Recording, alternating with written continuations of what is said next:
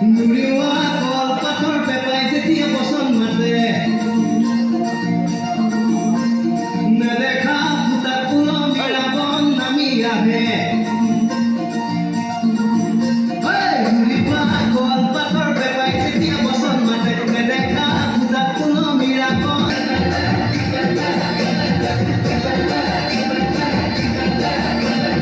যদি তুমি হনুমান পাৰ হয় সমুদ্ৰ ৰামে দুষ্টৰে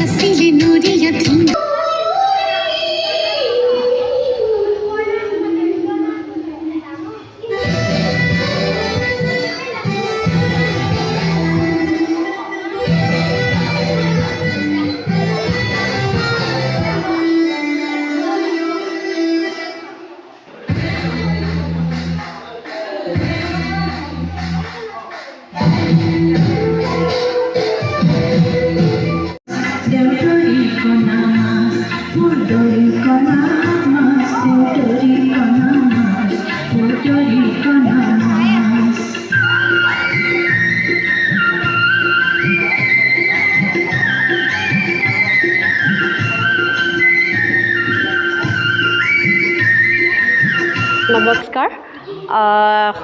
সুদূৰ প্ৰথম মই গোলাঘাটৰ পৰা আহিছোঁ মোক ইয়াত মোৰ শ্ৰদ্ধাৰ দেৱেন বৰা ছাৰে যি মানে গৰম বন্ধৰ গ্ৰীষ্মকালীন কৰ্মশালা হৈছে তাত মোক নৃত্য প্ৰশিক্ষক হিচাপে নিমন্ত্ৰণ জনাই আনিছিলে ইয়াত প্ৰশিক্ষণ দি এই কণ ল'ৰা ছোৱালীখিনিৰ লগত প্ৰশিক্ষণ দি মোক খুবেই ভাল লাগিছে কেৱল ময়ে নহয় আৰু কেইবাজনো প্ৰশিক্ষক আহিছে চবেই মানে বিভিন্ন ধৰণৰ বেলেগ বেলেগ নৃত্যৰ প্ৰশিক্ষণ দি আহিছে মই সৃষ্টিশীল নৃত্যৰ প্ৰশিক্ষণ দিছোঁ সৃষ্টিশীল নৃত্যৰ কেইবাটাও আচলতে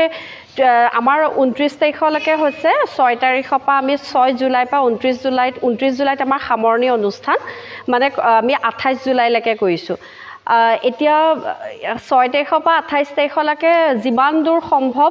ল'ৰা ছোৱালীখিনিক আগবঢ়াই নিবলৈ খুবেই চেষ্টা চলাইছোঁ আৰু ল'ৰা ছোৱালীখিনিও খুব আগ্ৰহী লগতে অভিভাৱকসকলো খুব কনচিয়াছ হয় যিকোনো ক্ষেত্ৰতে কিবা এটা নোৱাৰিলে তেওঁলোকে ভালকৈ সোধে নমস্কাৰ আজি বিশেষকৈ আমাৰ ওচৰলৈ অহা সাংবাদিকসকলক মই আন্তৰিকতাৰে ধন্যবাদ জ্ঞাপন কৰিছোঁ লগতে আমাৰ পৰিচালক মহেন্দ্ৰ শইকীয়া ডাঙৰীয়ালৈও মই আন্তৰিক কৃতজ্ঞতা জ্ঞাপন কৰিছোঁ আৰু এই অনুষ্ঠানটোত ওতঃপ্ৰোতভাৱে জড়িত থকা প্ৰিয়ংকা ভট্টাচাৰ্য শংকৰজ্যোতি দত্ত আৰু পিংকু কছাৰী আদি প্ৰশিক্ষকসকলক মই পুনতেই ধন্যবাদ জ্ঞাপন কৰিছোঁ আমি এই গৰম বন্ধৰ মাহটোত ল'ৰা ছোৱালীবিলাকে অলৈ তলৈ ঘূৰি ফুৰাতকৈ মনলৈ এটা ধাৰণা আহিল মহেন্দ্ৰ হাজৰিকাৰ লগত আলোচনা কৰি আমাৰ টুনটুন বৰাৰ লগত আলোচনা কৰি এই কৰ্মশালা এভাগ আমি অনুষ্ঠিত কৰিলোঁ ইয়াত বিভিন্ন ধৰণৰ নৃত্য আমাৰ শাস্ত্ৰীয় নৃত্যৰ ভিতৰত বিশেষকৈ দশাৱতাৰ কৃষ্ণ নৃত্য মাটি আখৰা আৰু অন্যান্য বিভিন্ন সৃষ্টিশীল নৃত্যৰ ভিতৰত বিভিন্ন আধুনিক নৃত্যত পৰিৱেশন হৈ আছে আৰু সেই আপাহতে আমি এটা কথা জনাবলৈ পাই সুখী হৈছোঁ যে আমি অংকুৰ কৃষ্টিকেন্দ্ৰ বুলি এটা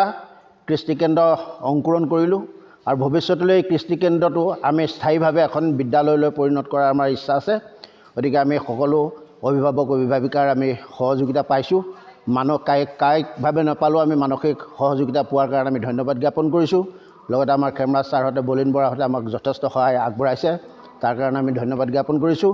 ইয়াৰ পিছতে আমি আচলতে নাম ল'ব লাগিব মহেন্দ্ৰ শইকীয়া ডাঙৰীয়াৰ তেখেতৰ উদ্দীপনাতে আমি এইখিনি আগবাঢ়িবলৈ সক্ষম হ'লোঁ আৰু ইয়াৰ পিছতে আমি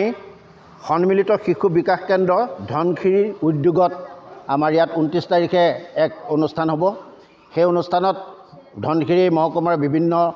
শিশুসকলক আমি ইয়াত আহি যোগাযোগ কৰি অনুষ্ঠানত অংশগ্ৰহণ কৰিবৰ কাৰণে অনুৰোধ জনোৱাৰ লগতে প্ৰতিযোগিতাবিলাক আমাৰ হ'ব চিত্ৰাংকন প্ৰতিযোগিতা হ'ব তাৰপিছত আকস্মিক বক্তৃতা হ'ব তাৰপিছত গীত নৃত্য হ'ব আৰু গীত নৃত্যৰ ভিতৰত আপোনাৰ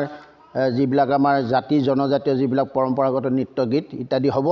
তাৰ লগে লগে আৰু এটা অনুষ্ঠান হ'ব নতুন অনুষ্ঠান জাতীয় সাজপাৰৰ এটা ফেশ্বন শ্ব' হ'ব সেটাতো জাতি জনগোষ্ঠীৰ যিবিলাক আমাৰ পৰম্পৰাগত সাংস্কৃতিক সা-সজ্জা সেইবিলাকৰ ইয়াত পৰিদৰ্শন কৰা হ'ব গতিকে সদৌতিলৈকে আমি আহ্বান জনাইছোঁ এই হ'বলগীয়া 29 তাৰিখৰ যি আমাৰ এই অনুষ্ঠানৰ ভাগৰ লগতে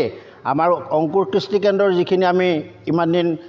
প্ৰায় এমহীয়া আমি কৰ্মশালা কৰিলোঁ সেই কৰ্মশালাও আমি সামৰণি কৰিম বুলি ভাবিছোঁ গতিকে সদৌতিকে আমি আশা কৰিছোঁ এই অনুষ্ঠান বা সাফল্যমণ্ডিত কৰি